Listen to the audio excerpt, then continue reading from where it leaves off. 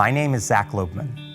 I grew up outside the church and was hostile toward religion. At the end of high school, my brother came home from college after being argued into faith by a Christian group on campus, and he proceeded to argue me into belief in God too. Morality came up a lot in our debates. I've always had a strong desire to know truth, and those who know me know that I'm argumentative. In debating with my brother, I couldn't shake the notion that a creator had to have been the one to define good and evil.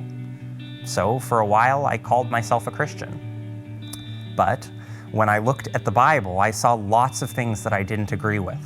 And so I threw it all out and continued living my own way through college. At the end of college, I met a Christian girl.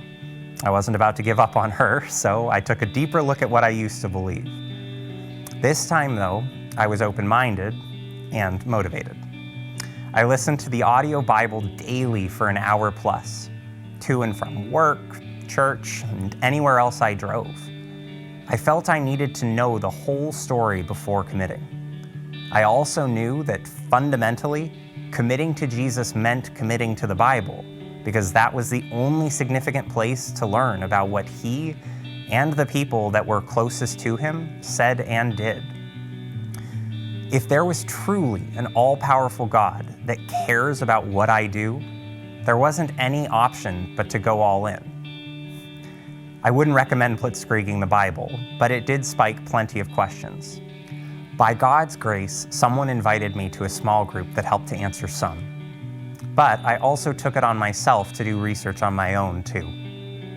One of the key verses that helped me to truly believe the gospel, though, is Ephesians 2, verses 8 and 9. It says, "For by grace you have been saved through faith, and this is not your own doing.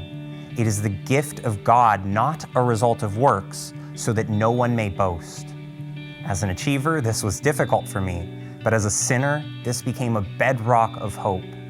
Growing up, I thought religion was just about becoming a good person. But this showed me that my behavior wasn't at all related to my salvation. God's grace was the great equalizer. Of course, if I can learn right from wrong in the life of Jesus and other figures in the Bible, I should live in a way that honors God. But I realized Christianity had the only answer to salvation that was just and possible. I know I will never not be a sinner in this life. But I also know that I am a child of God, and I will give him everything in gratitude.